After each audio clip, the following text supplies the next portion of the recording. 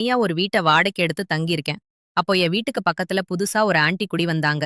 அவங்கள பார்த்ததுமே எனக்கு ரொம்ப பிடிச்சு போச்சு. அந்த ஆண்டிய எப்படியாவது மடக்கி அவங்களோட உல்லாசமாக இருக்கணும்னு ஆசைப்பட்டேன். அப்பதான் அவங்கள பத்தின விஷயங்கள் எல்லாம் தெரிஞ்சுக்கிட்டேன். அந்த ஆண்டியோட பேரு சுபானு. அவங்களுக்கு 35 வயசு ஆகுதுன்னு தெரிஞ்சுக்கிட்டேன். அது மட்டும் இல்ல, அந்த ஆண்டியோட புருஷன் இறந்து 10 வருஷம் ஆகுதுன்னு, அவங்க இப்போ ஒரு ஸ்கூல்ல டீச்சரா வேலை பார்க்காங்கன்னு, அவங்களுக்கு 8வது படிக்கக்கூடிய ஒரு மகன் இருக்கான்னு தெரிஞ்சுக்கிட்டேன். அந்த ஆண்டி பார்க்க சிகப்பா அழகா கொஞ்சம் குண்டாவும் இருப்பாங்க. எனக்கு குண்டான பெண்கள் தான் ரொம்ப பிடிக்கும்.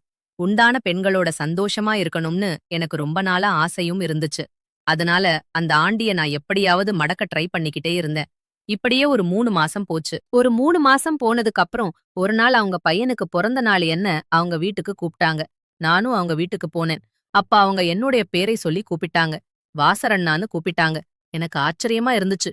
என் பேரையெல்லாம் தெரிஞ்சு வச்சுக்கிறாங்களே அப்படின்னுட்டு. அதுக்கப்புறம் நான் சேர்ல போய் உட்கார்ந்தேன். எனக்கு குடிக்க காஃபி குடுத்தாங்க.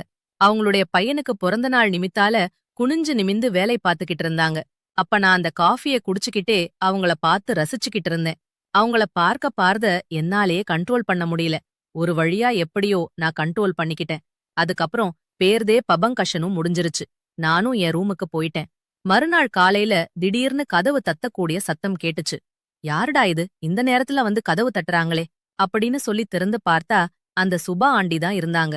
என்ன ஆண்டி, காலையிலேயே வந்திருக்கீங்களேன்னு கேட்டேன். இல்லப்பா, நேத்து ஃபங்கேஷன் முடிஞ்சுச்சுல, நிறைய கேக் வந்து மிச்சமாயிடுச்சு. நேத்து நீ இந்த கேக்கெல்லாம் விரும்பி சாப்பிட்ட. அதுவும் ரொம்ப நல்லா இருக்குன்னு சொன்னியே, அதான் உன் ஞாபகம் வந்துச்சு. அதான் வந்து கேக் கொடுத்துட்டு போலான்னு வந்தேன் அப்படின்னு சொல்லிட்டு என்ன பாகறதுக்காக கையில கேக்கோட வந்திருந்தாங்க. நானும் வந்தவங்கள அப்படியே வாசலோட அனுப்ப முடியாதுன்னு சொல்லிட்டு மரியாதை நிமித்தமாக வாங்க வீட்டுக்குள்ள வாங்க அப்படின்னு சொல்லி கூட்டு வந்து உட்கார வச்சேன். அவங்க என் ரூம் எல்லாம் பார்த்துட்டு வீடெல்லாம் ரொம்ப சுத்தமா வச்சிருக்கே அப்படின்னு சொல்லி பாராட்டுனாங்க. போகும்போது உன் நம்பர் தாடான்னு சொல்லிட்டு என்னுடைய நம்பரையும் வாங்கிக்கிட்டாங்க. சரி, எனக்கும் வேலைக்கு லேட் ஆச்சு, நம்ம அப்புறமா மீட் பண்ணலாம் அப்படின்னு சொல்லிட்டு அவங்க கிளம்பி போனாங்க. அதுக்கப்புறமா தான் எங்களுக்குள்ள நெருக்கம் அதிகமாச்சு. அந்த ஆண்டியும் அவருடைய பையனும் என் கூட நல்லா நெருங்கி பழக ஆரம்பிச்சாங்க. அந்த ஆண்டியோட பையன் என் வீட்ல தான் அதிகமா இருப்பான். அந்த ஆண்டி கேட்ட உதவியெல்லாம் நானும் செஞ்சு கொடுக்க ஆரம்பிச்சேன். அதன் பிறகு நாங்க இருவரும் பக்கத்துல இருந்தாலும் கூட அதிக நேரம் செல்போன்ல பேச ஆரம்பிச்சோம். இரவு நேரத்துல அதிகமா பேசிப்போம். ஒருத்தர் ஒருத்தன பத்தி நாங்க தகவல பரிமாறிப்போம். இப்படியே நாட்கள் செல்ல செல்ல எங்களுக்குள்ள நெருக்கம் அதிகமாகி ஒரு கட்டத்துல இரட்டை அர்த்தத்துல நாங்க பேச ஆரம்பிச்சிட்டோம். ஒரு நாள் நான் இவ்வேலைய முடிச்சிட்டு வீட்டுக்கு வந்தேன். அப்போ ஆண்டி அவங்களுடைய வீட்டு வாசல்ல சோகமா இருந்தாங்க. என்னாச்சுன்னு தெரியலையே, எப்பவும் கலகலப்பா ஜாலியா இருப்பாங்க. ஆனா இன்னைக்கு ஏன் சோகமா வருத்தமா இருக்காங்களே அப்படின்னு சொல்லிட்டு நானே போய், என்ன ஆண்டி, என்னாச்சு, சோகமா இருக்கீங்களே அப்படின்னு சொல்லி கேட்டேன். என்ன, எப்பவுமே உங்க பையனோட சவுண்ட் வீட்ல கேக்கும். இன்னைக்கு என்ன வீட்டு சைலண்டா இருக்கே, உங்க பையன் எங்க அப்படின்னு சொல்லி கேட்டேன். அவனோட பெரிய இம்சடா அவன ஸ்கூல்ல டூர் கூட்டிட்டு போயிருக்காங்க. என்கிட்ட ஒரு வாரமா சண்டை போட்டுக்கிட்டு சாதிச்சட்டான், போயிட்டான். அவன் வர இப்படி ஒரு 4 நாள் ஆகும். நான் எப்படிதான் தனியா இருக்க போறேன்னு சொல்லி அவங்க கவலைப்பட்டாங்க. ஆனா இத கேட்டதுமே நான் சந்தோஷப்பட்டேன். நீங்க ஏன் ஆண்டி தனியா இருக்கீங்கன்னு ஃபீல் பண்றீங்க? நான் தான் உங்களுக்கு இருக்கேனே அப்படின்னு சொல்லி நான் அவங்களுக்கு ஆறுதலா பேசினேன். சரிடா, கையில என்ன இருக்கு அப்படின்னு சொல்லி கேட்டாங்க. நானா, இல்ல நாளைக்கு லீவு தானே, அதான் சரக்கு அடிக்கலாம்னு வாங்கிட்டு வந்திருக்கேன் அப்படின்னு சொன்னேன். ஓ, உனக்கு இந்த பழக்காலமா இருக்கா அப்படின்னு சொல்லி கேட்டாங்க.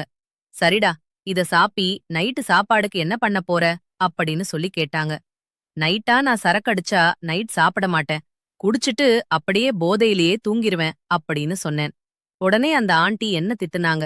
லூசா, நீ குடிக்கிறதே உடம்புக்கு கேடு. இதுல நீ சாப்பிடாம வேற படுத்தா என்ன ஆகறது? ஒழுங்கா குடிச்சிட்டு வா, நான் உனக்காக என் வீட்ல சாப்பாடு பண்ணி வைக்கிறேன் அப்படின்னு சொன்னாங்க. நான் உனக்கும் சேர்த்து சாப்பாடு பண்ணிட்டு உனக்கு நான் ஃபோன் பண்றேன். நீ அப்புறமா என் வீட்டுக்கு வா அப்படின்னு சொன்னாங்க. நானும் சரின்னு சொல்லிட்டு என் ரூமுக்கு போயிட்டேன். அவங்களும் அவங்க வீட்ல போய் சமைக்க ஆரம்பிச்சிட்டாங்க.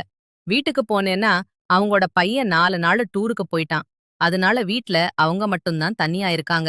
அவங்கள எப்படியாவது இந்த 4 நாளுக்குள்ள கரெக்ட் பண்ணி அவங்களோட சந்தோஷமா இருக்கணும்.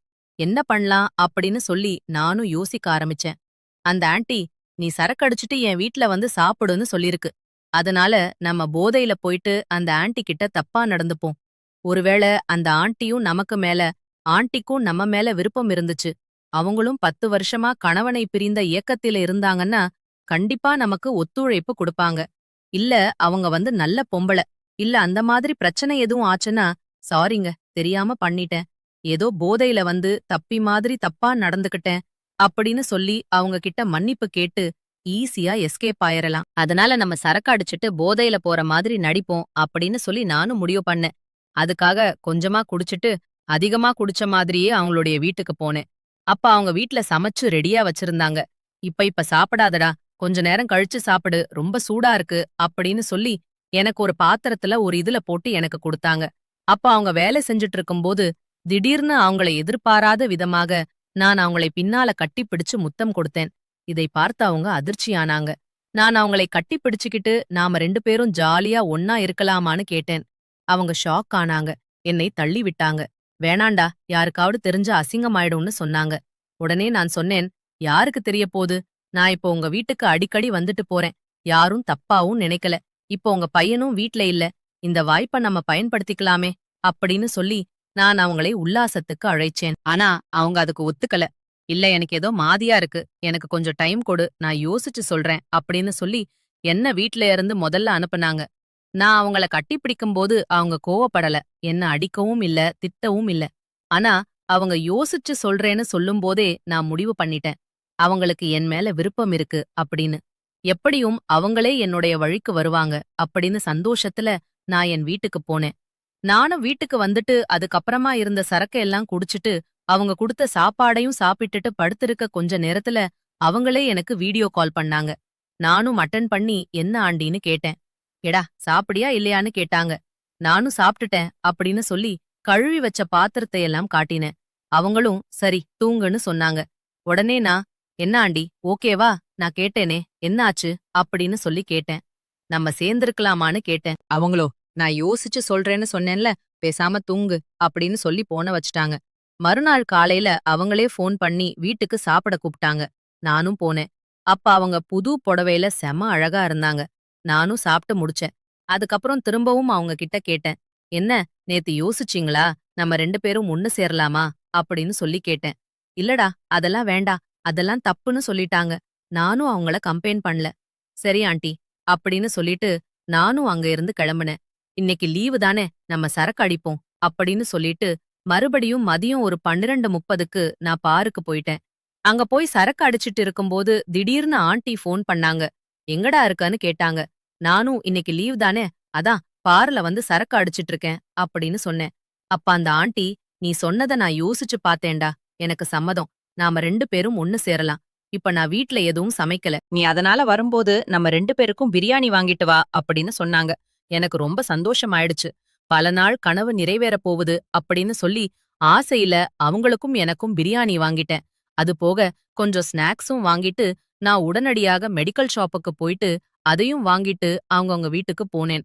நான் மெடிக்கல் ஷாப்புக்கு போயிட்டு 2 பாக்கெட் வாங்கும்போது அந்தந்த மெடிக்கல் ஷாப்ல இருந்த கடைக்காரன் என்ன மேலும் கீழும் ஒரு மாதியா பார்த்தான்.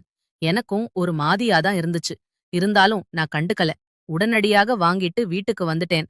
நானும் பிரியாணி, சரக்கு, சைட் டிஷ் கூடவே மல்லிகை பூவும் வாங்கிட்டு வீட்டுக்கு போக, அவங்களும் வாசல்ல நின்னுட்டு இருக்க, நானும் உள்ள வந்ததுமே அவங்க கதவ லாக் பண்ணிட்டாங்க. யாரும் தெரியாம பாத்துக்கான்னு சொல்ல, நானும் அவங்க கிட்ட மல்லியப்பூ கொடுக்க, அவங்களோ டேய் நான் விதவடா பூலாம் வைக்க கூடாதுன்னு சொன்னாங்க. ஆண்டி நீங்க பூ வச்சா இன்னும் அழகா இருப்பீங்கன்னு சொல்லி அவங்க தலையில அந்த பூவ நானே வச்சுவிட, அத அவங்க முகர்ந்து பார்த்தாங்க. இந்த வாசனைய முகர்ந்து 10 வருஷம் ஆகுதுடான்னு சொல்லிட்டு உனக்கு சாப்பாடு எடுத்து வைக்கிறேன்டா நீ சாப்பிடு அப்படின்னு சொன்னாங்க. எனக்கு சாப்பாடெல்லாம் இப்ப வேண்டாம். எனக்கு இப்ப நீங்க தான் வேணும். எனக்கு சாப்பாடே இப்ப நீங்க தான் அப்படின்னு சொல்லிட்டு அவங்கள நேரா நான் பெட்ரூமுக்கு கூட்டிட்டு போனேன். அதன் பிறகு எங்களுக்குள்ள நடக்க வேண்டியது எல்லாமே நடந்துச்சு. அதன் பிறகு நாங்க 2 பேருமே ஒன்னா உட்கார்ந்து பிரியாணி சாப்பிட்டோம். இப்படியே நானும் அவளும் அன்னைக்கு பலமுறை ஒன்னாவே இருந்தோம். அவங்க பையனும் 4 நாளுக்கு அப்புறம்தான் வந்ததால நான் அடிக்கடி அவங்க வீட்டுக்கு போயிட்டு வந்துட்டு இருந்தேன். இப்படியே எங்களுக்குள்ள நெருக்கம் அதிகமாச்சு. அதன் பிறகு தினமும் இரவு நேரங்கள்ல அவங்களுடைய பையன் தூங்குன பிறகு நான் வீட்டுக்கு போறத வழக்கமாக வச்சுக்கிட்டேன். இப்படியே தினமும் நானும் வந்த ஆண்டியும் அடிக்கடி உல்லாசமாக இருக்க ஆரம்பிச்சோம். இப்படியே நாட்கள் செல்லஸ்ல எங்களுக்குள்ள நெருக்கம் அதிகமாச்சு. தினமும் என்னோட தனிமையில இருக்காம அந்த ஆண்டியால இருக்க முடியல. தினமும் அவங்களே என்ன ஃபோன் பண்ணி என் பையன் தூங்கிட்டான் சீக்கிரமா வீட்டுக்கு வான்னு கூப்பிட ஆரம்பிச்சாங்க. அந்த அளவுக்கு அந்த சுபாவுக்கு என் மீது ஈர்ப்பு ஏற்பட்டுச்சு. ஒரு நாள் நான் என் ஃப்ரெண்ட்ஸோட பார்ட்டி இருக்கு அப்படின்னு சொல்லிட்டு என் ஃப்ரெண்ட்ஸோட குடிச்சிட்டு வீட்டுக்கு வந்தேன். அந்த சமயத்துல சுபாவோட வீட்டுக்கு என்ன அழைச்சா. அப்போ நான் என்னால முடியாது. நான் இன்னைக்கு செம போதையில இருக்கேன். என்னால என்னால வர முடியாதுன்னு சொன்னேன். இதனால அவங்க கோவப்பட்டாங்க. ஏன்னா தினமும் அவங்களோட நான் ஜாலியா இருந்ததால திடீர்னு என்னால இன்னைக்கு முடியாதுன்னு சொன்னதும் அவங்களுக்கு கோபம் வந்துச்சு. அவங்க என்கிட்ட கடுமையான சண்டையும் போட்டாங்க. அப்பதான் எனக்கு ஒரு விஷயம் புரிஞ்சுச்சு. அவங்க ஒரு கட்டத்துல இதுக்கு அடிக்ட் ஆயிட்டாங்க. அவங்களால தினமும் சந்தோஷமாக இல்லனா அவங்க டென்ஷன் ஆறாங்க, கோபம் வராங்க அப்படின்னு சொல்லி எனக்கு புரிஞ்சது. இது ஏதாவது ஒரு பிரச்சனையில கொண்டு போய் முடியுமோ அப்படின்னு சொல்லி எனக்கு பயமும் ஏற்பட்டுச்சு. அதன் பிறகு வந்த நாட்கள் நான் நினைச்சது மாதிரியே நடந்துச்சு. என்னுடைய வீட்டிலேயும் எனக்கு பொண்ணு பார்க்க ஆரம்பிச்ச. இந்த விஷயத்தை எப்படியோ சுபாவும் கேள்விப்பட்டு அதிர்ச்சியானாங்க. ஒரு கட்டத்துல எனக்கு கல்யாணமானா நான் இங்கிருந்து கிளம்பி போயிருவேன். அது அவங்களுக்கு கண்டிப்பா தெரியும். அப்படி போயிட்டாங்கன்னா அவங்களுக்கு உடல் சுகம் கிடைக்காது. அதனால அவங்க என்ன தினமும் தொந்தரவு பண்ண ஆரம்பிச்சாங்க. நீ இப்போதைக்கு கல்யாணம் வேணான்னு சொல்லு. உங்க வீட்ல நீ கல்யாணம் வேணான்னு சொல்லுன்னு சொன்னாங்க. ஒரு கட்டத்துல அவங்க எனக்கு கொடுத்த தொல்லையின் காரணமாக எனக்கு இப்போதைக்கு வேண்டாம், இன்னும் ஒரு 2 வருஷம் போகட்டும் அப்படின்னு சொல்லி நானும் என்னுடைய வீட்ல எப்படியோ சொல்லி சமாளிச்சிட்டேன். அதன் பிறகு என்னுடைய பெற்றோர்களும் சரின்னு சொல்லிட்டாங்க. ஆனா எப்படி நான் இந்த ஆண்டிய கரெக்ட் பண்றதுன்னு யோசிச்சேன்னா, இப்ப எப்படி அவங்கள கழட்டி விடுறதுன்னு யோசிக்க ஆரம்பிச்சுட்டேன். அதனால அவங்க கிட்ட நான் அடிக்கடி தேவையில்லாததுக்கெல்லாம் சண்டை போட ஆரம்பிச்சேன். எப்படியாவது சண்டை போட்டு அவங்களுக்கும் எனக்கும் ஒரு பிரச்சனைய ஏற்படுத்தி அவங்கள விட்டு விலகணும். அதுக்கப்புறமா தான் நம்ம கல்யாணம் பண்ணணும்னு முடிவு பண்ணேன். அதனால தொட்டதுக்கும் குத்ததுக்கெல்லாம் நான் குறை கண்டுபிடிச்சு அவங்களோட சண்டை போட ஆரம்பிச்சேன். ஆனா அவங்க நான் என்னதான் வந்து சண்டை போட்டாலும் மறு நிமிஷமே என்ன சமாதானப்படுத்துற முயற்சியில அவங்க ஈடுபட ஆரம்பிச்சிருவாங்க. காரணம் அவங்களுக்கு நான் தேவை. அதனால நான் என்னதான் சண்டை போட்டாலும் அவங்க பதிலுக்கு என் கூட சண்டையே போடுறதே கிடையாது. அவங்களுக்கும் ஒரு கட்டத்தை புரிஞ்சிருச்சு. நான் வேனுக்குனே தான் அவங்களோட சண்டை போடுவேன். அவங்கள விட்டு பிரியறதுக்கு தான் நான் இப்படி திட்ட போட்டிருக்கேங்கிறது ஒரு கட்டத்துல அவங்களுக்கு புரிஞ்சிருச்சு. அதுக்கப்புறமா தான் அவங்க அடுத்த ஒரு விஷயத்தை கையில் எடுத்தாங்க. அதாவது அவங்கள நான் திருமணம் செஞ்சுக்க சொல்லி என்ன வற்புறுத்த ஆரம்பிச்சாங்க. எனக்கு இது பேர் அதிர்ச்சியாக இருந்துச்சு. அவங்க வயசு என்ன, என் வயசு என்ன? எனக்கும் அவங்களுக்கும் சுமார் எப்படியும் ஒரு 10 ஆண்டுகள் வித்தியாசம் இருக்கும். இவங்கள நான் திருமணம் செஞ்சுக்க போறேன்னு சொல்லி எங்க வீட்ல நான் எப்படி சொல்ல முடியும்? இந்த பெண்ணோட நான் தொடர்பு இருக்கேன்னு தெரிஞ்சுச்சுன்னா எனக்கு ரொம்ப அசிங்கமாகும். குடும்பத்துல என்ன யாரையும் மதிக்க மாட்டாங்க. இதனால என்ன பண்றதுன்னு தெரியாம நானும் தவிக்க ஆரம்பிச்சேன். எப்படி இந்த பெண்ண கலெக்ட் பண்றது, கிளாடி வரது அப்படின்னு சொல்லி புரியாம நானும் குழம்பி தவிச்சேன். ஒரு கட்டத்துல நாட்கள் செல்ல செல்ல என்ன தினமும் ரொம்ப கம்பல் பண்ண ஆரம்பிச்சாங்க. ஒரு நாள் நானும் அவங்களும் உல்லாசமாக இருந்தபோது எனக்கு தெரியாமலேயே அதை அவங்க வீடியோவும் எடுத்து வச்சுக்கிட்டாங்க. என்ன, நீ கல்யாணம் பண்ணிக்கலனா இந்த வீடியோவ நான் சமூக இடங்கள்ல வெளியிட்டுடுவேன். அதுக்கப்புறம் உன்னை யாரும் கல்யாணமும் பண்ணிக்க மாட்டாங்க. உன் குடும்பத்தில் உள்ள எல்லாரும் உன்னை அசிங்கமாவும் பார்ப்பாங்க. இதெல்லாம் உனக்கு தேவையா? அதனால பேசாம என்ன கல்யாணம் பண்ணிக்கன்னு சொல்லி என்ன மிரட்ட ஆரம்பிச்சாங்க. இது எனக்கு பெரும் அதிர்ச்சியை கொடுத்துச்சு. அப்பதான் இதுக்கு ஒரே தீர்வு அவங்கள கொலை பண்றதுதான். அவங்களுடைய கதைய முடிக்கிறதுதான் இதுக்கு ஒரே தீர்வுங்கேன்ற முடிவுக்கு நான் வந்தேன். அதன் பிறகு ஒரு நாள் நானும் அவங்களும் உல்லாசமாக இருந்தபோது, அதன் பிறகும் அவங்க என்ன கல்யாணம் பண்ணீங்கன்னு சொல்லி வற்புறுத்தும் போது, கோபமான நான் சமையலறைக்கு போய் கத்திய எடுத்துட்டு வந்து அவங்கள சரமரியாக குத்தி கொலை செஞ்சிட்டேன். ஆத்திரத்துல புத்தி கட்டு இப்படி பண்ணிட்டோமே அப்படின்னு சொல்லிட்டு நைஸா என்னுடைய வீட்டுக்கும் வந்துட்டேன். அதன் பிறகு காலையில அந்த அவங்களுடைய பையன் எந்திரிச்சதுமே பெட்ரூம்ல அம்மா ரத்த வெள்ளத்தில கிடக்கறத பார்த்து அதிர்ச்சி அடைந்து கத்தி கதரை கூச்சலிட்டான். அவங்களுடைய சத்தத்தை கேட்டு அக்கம் பக்கத்துல உள்ளவங்கெல்லாம் ஓடி வந்து பார்க்க பெட்ல ரத்த வெள்ளத்துல கிடந்தத பார்த்து உடனடியாக போலீசாருக்கும் தகவல் கொடுத்தாங்க. போலீசாரும் உடனடியாக வீட்டுக்கு வந்து சுபாவுடைய உடலை கைப்பற்றி பிரேத பசனைக்காக அனுப்பி வைத்தாங்க. அதன் பிறகு வீட்டிலையும் சோதனையும் செஞ்சாங்க. அப்பதான் வீட்டில ஒரு இடத்துல 100க்கும் மேற்பட்ட காண்டம்ஸ் இருந்துச்சு. இத பார்த்ததுமே போலீஸ் அதிர்ச்சியானாங்க. இந்த பெண் டீச்சர்னு சொல்றீங்க. ஆனா இந்த பெண்ணுடைய வீட்ல இவ்வளவு இது இருக்கே, இது எப்படி வந்துச்சு? ஒருவேளை இந்த பெண்ணு டீச்சர் வேலை பார்த்துக்கிட்டே ஏதாவது ப்ராஸ்டிடியூட் தொழில் எதுவும் செய்ததா அப்படின்னு சொல்லி போலீசாருக்கு சந்தேகம் வந்துச்சு. அக்கம் பக்கத்துல எல்லாம் விசாரிக்கும்போது, இல்ல, அந்த பெண் அப்படி மாதிரி தெரியல. வீட்டுக்கு யாருமே வரமாட்டாங்க. அந்த பெண்ணும் அந்த பையன் மட்டும்தான் வீட்ல இருக்கறாங்க. வேற ஆண்கள் யாரும் வந்து போன மாதிரி தெரியலையே அப்படின்னு சொன்னாங்க. அப்ப எப்படி இந்த பெண்ணுடைய வீட்ல இவ்வளவு இருந்துக்கு அப்படின்னு சொல்லி போலீசாருக்கு சந்தேகம் வந்துச்சு. அது நான் தான் அந்த பொண்ணுக்கு வாங்கியே கொடுத்தேன்.